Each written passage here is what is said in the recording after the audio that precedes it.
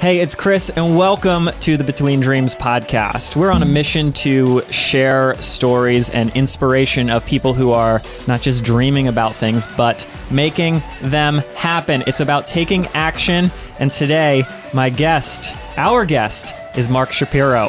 What up, Chris? Thanks for having me, man. Thanks for coming to the Between Dreams Dreamland. I love the studio here.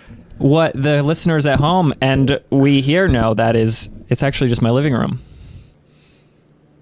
Oh, okay. You gave the secret away. Oh, yeah. You were like, oh, what?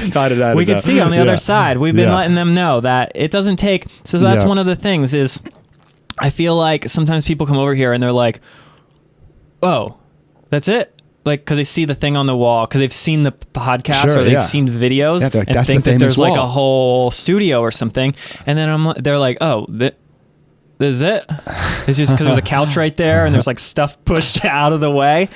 And that is a good lesson, I think, in that like most podcast studios, especially like TV shows, of course, but like most people are YouTubers and all that. Most podcasters are literally doing it in their living room. Yeah. And you don't need a TV studio to make something. You don't need this huge thing. And you know that you have your own podcast. And before we get into some of those questions, I mentioned this before we started.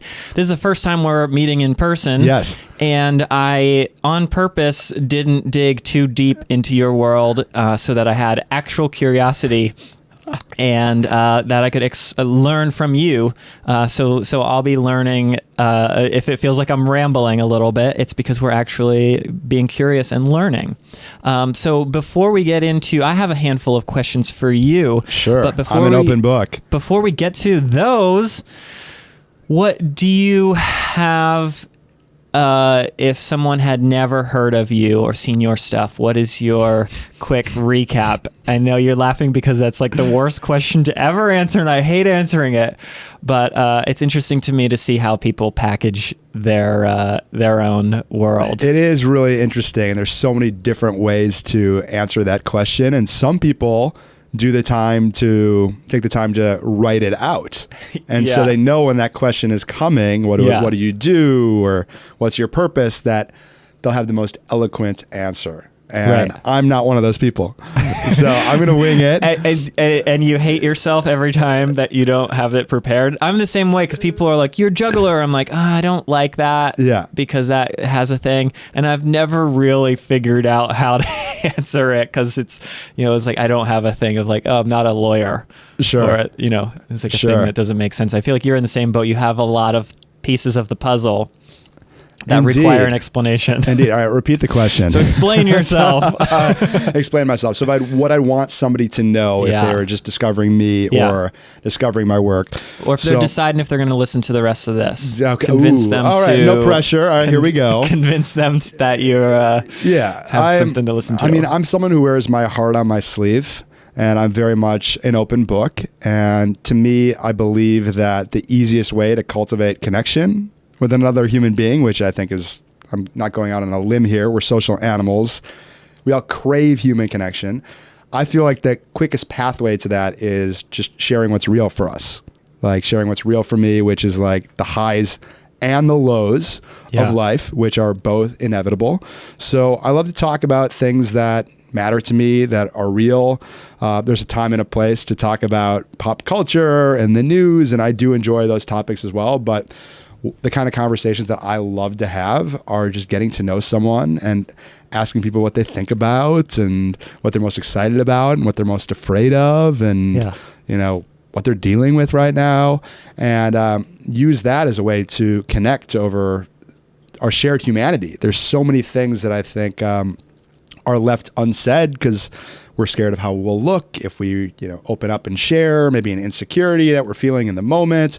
And to me, we all have insecurities. We all have fears. We all have doubts. Yeah. And I love to incorporate that into conversation and connection. Not only talk about those things. I like to talk about fun, I like to try to, incite and ignite some laughter and humor as well. But I guess long story short is that, I just love to I love to just create the space for connection, and I go out of my way to speak my truth and express how I feel, because I think that that's a really valuable part of life. So I do that in my podcast and through some of my accountability programs that I run, together with just loving up every single person that I've ever met in my life. Yeah, and the kind of the ups and downs. It's an interesting thing, and I think as of very recently is the first time kind of ever that it's kind of okay to very publicly be vulnerable. And, you know, there was a time when there was like this rock star image of even celebrities and stuff were like this untouchable. You saw the best of it. Now, maybe it's because of social media. Well, because of social media and things, it's a lot more interesting often to see the, you know, without being a downer all the time. Be like, oh, you know, there's one part where people are using it sometimes too much to just complain and be negative. Sure. But there really is that interesting thing of the realness of, hey, like this isn't all, you know, and you could see that on some Instagram accounts that are just like amazing, and it's like they might not be getting the most engagement, or people aren't interested in just that because it's not real. So one of the first things that I saw was from previous guest and friend of Between Dreams, Kyle Kesterson, was, I think he posted something about you on his story, or you were on your phone. Yeah, he caught me in the act of doing something. Yeah, and I love Kyle, by the way. His shout out. What up, Kyle? Yes, amazing story. We did a podcast, the very recent episode, and we talked for like an hour. And then we went out for food and stuff, and I just kept wishing that we had microphones recording all night. He really is that kind of guy. He's so full of wisdom. Yeah, and endless stories that I'm like, this can't be real. Like there was so many things that was like, this can't actually be a real story, because he's just been everywhere. Yeah. And experienced the most incredible places and people and things. But anyway, he was showing you doing something on your phone, and you were on your phone sending people birthday greetings through video. So on Facebook, as we know, it tells you when your friends have a birthday. Every day, there's a handful of them. Yeah, depending on how many friends you have. Yeah. If you have more than 400 or so, there's most likely one every day. Yeah. And you are sending a personalized video greeting to people on their birthday. And how long have you been doing that? Yeah, so I send a personalized video to every single one of my Facebook friends on their birthdays. So and it's you kind have of extreme. Several thousand Facebook friends. I do. I think I am right around 3,000 right now. And the criteria in terms of like how I've accumulated 3,000 Facebook friends are like,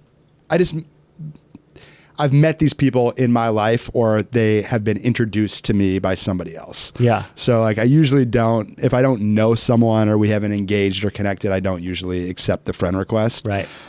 So the 3,000 people are people who I've had some sort of connection with, whether in person or online. And it started 2 years ago. So I've been doing it now for 2 years, which is, I mean, I can't believe it's been 2 years. It's kind of crazy, but I've sent over 4,000 personalized videos, and it's been really, really wild. So it started, it's kind of like a long story as to how it started, so we can either get into it or not. I tell the story in my TEDx talk, but it was essentially after my dad passed away, I was inspired to start doing it. And for kind of a couple different reasons. One of them was because I realized how easy and like how nice it is to just send a video versus like if I were to type something out, it would take way longer to choose my words than if I were just to hit record and be like, yo, what's up? I haven't seen you in a really long time. I hope you're doing well. Yeah. Wishing you the best for the year ahead. So that's kind of how the birthday messages started, together with my dad had just passed away, and he was sick with Alzheimer's for a really long time. And at the end of his sickness, he wasn't able to even speak. So to me, it also kind of the double purpose of it was when we have something nice to say to someone else, say it. Yeah. Because you never know if you'll get the opportunity to say it again. And obviously with the state of the world today, and like loneliness is like a real thing, and it's an epidemic, and it doesn't necessarily mean you have to be like, on depression meds or suicidal. I think we all could wish kind of that every day felt like our birthdays, right? We all, I think, would welcome more inbound messages saying, hey, you're awesome, or I love you because.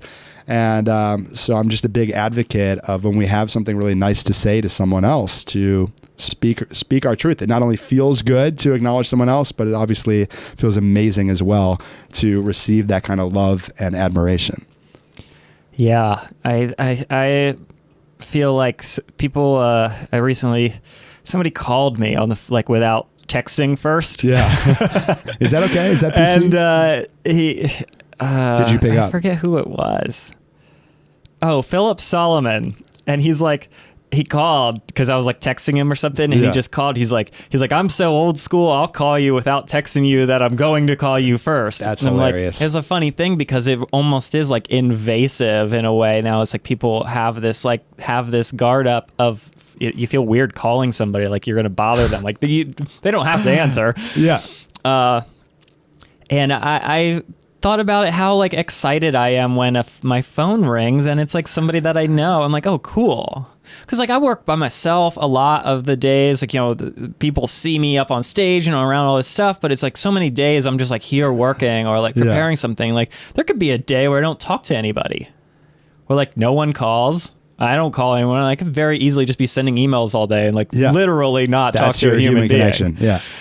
And so that's amazing to give that to people. And I know that there are tons of people in the same boat where they're just not, even if they might be talking to even if they go to work and are around other people, they're not really engaged in that way. So that's such a great thing to offer to people, and something that doesn't take anything from you.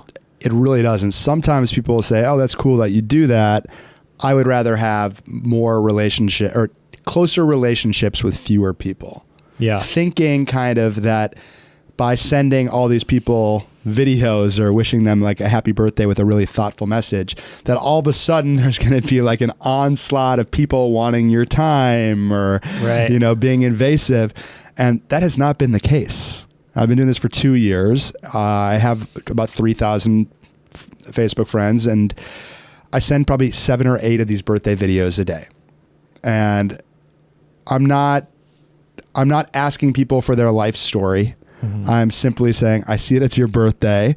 I'll usually recollect maybe a time that we shared in the past, or what they mean to me, or what I remember and like respect or love about them. And I'll wish them an amazing year ahead. And I'm like, I hope you've enjoyed this random birthday love bomb. And over 50% of people respond, and it's usually they're like, oh my God, I barely know you. This was such a nice surprise. Like, thank you so much. And yeah, some people will ask me a question, how are you doing? And it'll stimulate some conversation, and a lot of opportunities have come out of it as well, which has been super cool and unexpected.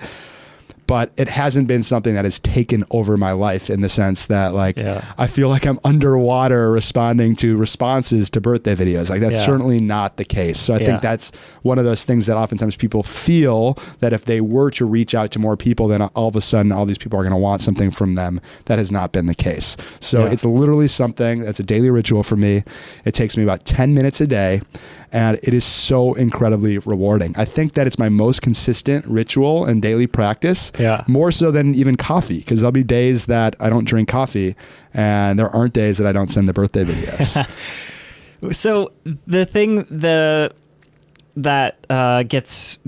I especially like about this is I've done so many things through like my live show, and then like starting ideas, or like the podcast. And we're talking about this before we started recording, of like, I only have 70 something podcast episodes, but I've been doing it for years. And I like always say, oh, the podcast is supposed to be once a week, but I don't stay committed to the schedule of doing it. And I think everyone can relate to that. Like we all say, oh, I'm going to do this thing. And then 3 weeks in, you're like, well, this sucks. I didn't think it was good, or like I thought more people were gonna care, or I thought more people were gonna watch the videos that I was doing. I mean, like how many people started all those things, vlogging or whatever it is. Yeah. Everyone has started something and then been like, "This sucks. I don't want to do this." So what? How do you commit? Talk about that thing of committing to not stop, because I know there's got to be a day when you wake up and you're like, do I really feel like putting a camera on my face and being, and being vulnerable in that way? Or sometimes there's somebody where like, oh, what if this doesn't go? It could be somebody who you haven't talked to in a while, or like, well, this might be kind of scary to reach out to this person for whatever it is. Of course. So the question is, when you hit those moments of resistance of speed bumps of like, no one will know if I just skip over this person, or no one will know if I skip over this day. How do you what makes you say, nope, this is what I said I'm going to do, so I'm going to keep doing it? There are absolutely days that I don't want to do it. For whatever reason, maybe I am low on energy, maybe I look like a mess and don't want to be on video. There are days that I find myself judging my level of authenticity when I'm going out of my way to send someone a birthday video, which is it's very, like, I'll usually laugh when I find myself doing that, because I certainly don't have to wish everyone happy birthday with a personalized video. So when I find myself judging myself, I'm like, you are ridiculous. Like, how can, like, you're doing something that is just to be kind and giving and to hopefully make the person smile on the other end. So for me, being judgmental of myself is pretty ridiculous. So oftentimes I'll remind myself of that this is not about me and how I look. It's about simply giving this gift to somebody else on their birthday. And it's just going to be 10 to 15 seconds for them of watching it. They're probably not going to be overly analytical about it. They're going to be like, oh, it was cool to hear from that random dude who I went to high school with, or, whatever it may be. Sometimes I'll just do it at a different time of day. And I find that, like anything else, like sometimes you just got to show up to the gym. So there'll be times when I'm resistant. Let's say there'll be a day where there's like 14 birthday videos. And once I get into a groove, downhill from there. Very, very easy once I actually get started. Sometimes it's just the getting started that's the toughest thing. I'm also an extremely disciplined person. So that definitely, I guess, should be noted. I'm not necessarily the most committal person.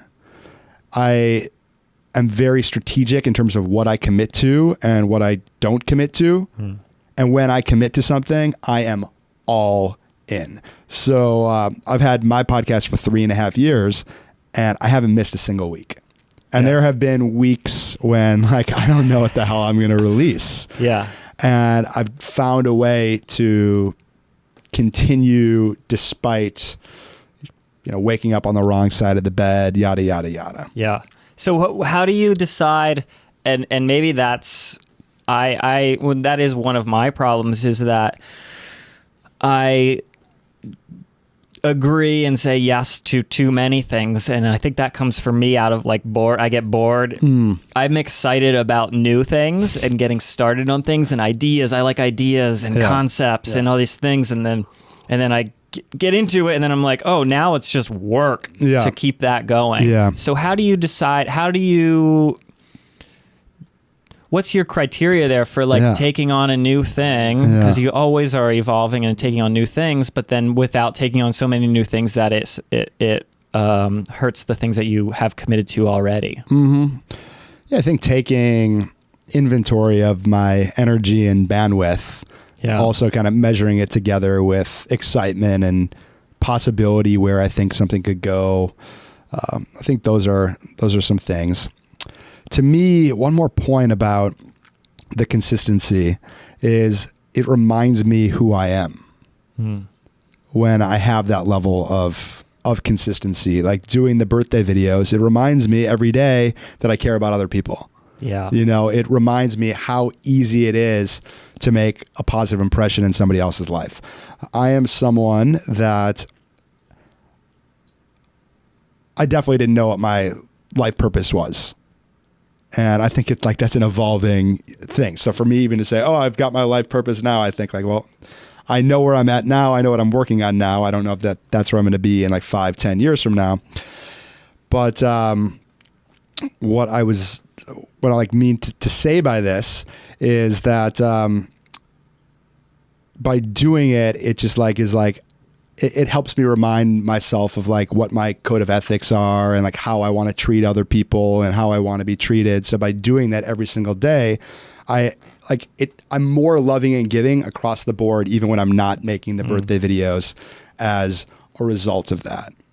Yeah, that's cool. It kind of reminds me this kind of idea has crossed a few people that I've been talking to recently. And like when you have a mission statement, or a mission, you know, that sounds a little bit businessy, but when people should have a mission statement too, of what your goal is for that day or for the week, for your life. Yeah. When you clearly, and this goes back to how we opened of explain yourself. Yeah. When you have a clear mission statement of what, it doesn't need to be a crafted thing, but bullet points of what's important to you.